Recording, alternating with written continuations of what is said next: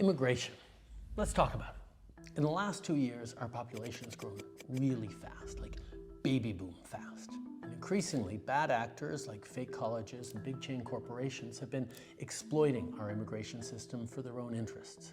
So we're doing something major. We're reducing the numbers of immigrants that will come to Canada for the next 3 years. Today, I'm going to let you in on what happened, where we made some mistakes, and why we're taking this big turn. There are two kinds of immigration in Canada. The one you probably think of most is permanent immigration, like when families come to Canada to settle and call it home. Every year, the government determines the right number of permanent residents that we want to admit. That's how it's been done for decades. But a plan that only talks about permanent immigration misses the other pathway, temporary immigration. Temporary residents are people who come to Canada for a limited time, like international students, temporary workers, and so on. They come to work a job or go to school. When the job is done or when they finish their degree, most return home. Some apply to stay as permanent residents, but most return home. So back to this year's plan. Historically, Canada's annual immigration plan just looked at permanent residents. The number of temporary students and workers that we admitted each year was left to the demands of the economy. It was usually a small proportion of our population, so it's never been a part of the long-term immigration plan. But after the pandemic, our economy came roaring back quickly, and we needed a lot of workers fast. Canada is in the middle of a huge labor shortage. Temporary foreign workers became such a significant part of our workforce that it'd be a mistake not to include them when we plan our immigration levels. So this year, we did exactly that for the first time.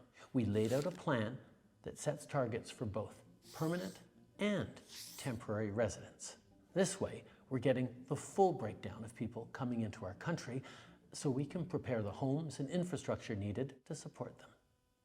Like I said, immigration is based on demand. When we set our targets, we look at every province and territory. We ask the premiers, what are the gaps in your workforce? Is your population growing or getting older?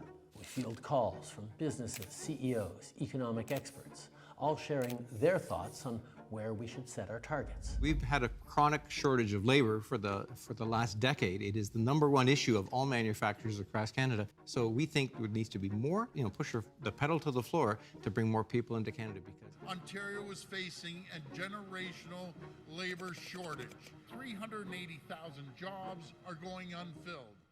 It's no surprise that every sector has different wants and needs when it comes to immigration. But after the pandemic, they all came to us with the same message. After 2 years with closed borders, we need more people, more workers, fast. So we brought in more workers, and it was the right choice. It worked. Our economy grew. Restaurants and stores reopened, businesses kept running, but most importantly, in spite of lots of economists' predictions, we avoided the worst-case scenario, a recession. But some saw that as an opportunity to profit, to game the system. We've seen way too many large corporations doing this. The government says the program has been used to get around hiring Canadian workers in some instances. Far too many colleges and universities used international students to raise their bottom line. There are the diploma equivalent of puppy mills that are just churning out diplomas. There is fraud and abuse, and it needs to end. Because they could charge these students tens of thousands of dollars more for the same degree. And then there are really bad actors who outright exploit people, who target vulnerable immigrants with promises of jobs, diplomas, and easy pathways to citizenship, promises that would never come true. Looking back, when the post-pandemic boom cooled and businesses no longer needed the additional labor help, as a federal team, we could have acted quicker and turned off the taps faster. Now, it is time to make the adjustments to stabilize the immigration system that we need and get it working right for Canadians for right now. Immigration is primarily a federal job. We have the levers to rein it in, so we are. This is a big change. A major cut to immigration is reducing permanent immigration levels by at least 20%. A new string of measures to clamp down on temporary immigrants. That means a decrease in international students, temporary foreign workers. Canada's new immigration plan is straightforward. Lower the number of new immigrants coming into Canada, both temporary and permanent. We're prioritizing permanent residents with the skills we need, like healthcare workers for our hospitals and construction workers who will build more homes.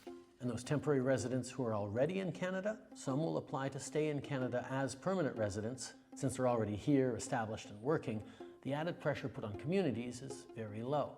Or they'll leave Canada when their temporary residency expires, reducing our population. Some temporary residents may turn to our asylum system when their visa expires as a shortcut to stay in Canada. Those claims will be analyzed and processed, and if their claim fails, they'll be sent home.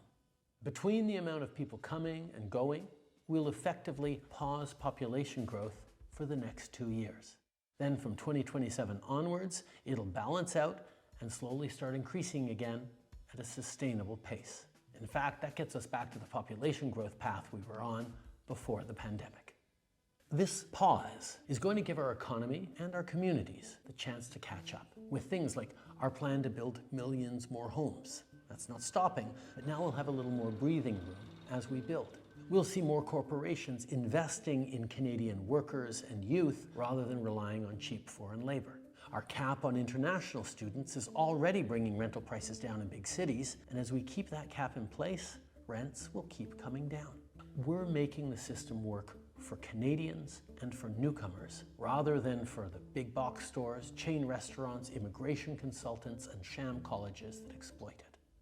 Immigration is a great thing, and we're lucky that so many people dream of coming to our country. Fulfilling that dream depends on having a good job, a decent place to live, and health care that you can access when you need it. We have to make sure our population isn't getting out ahead of those things.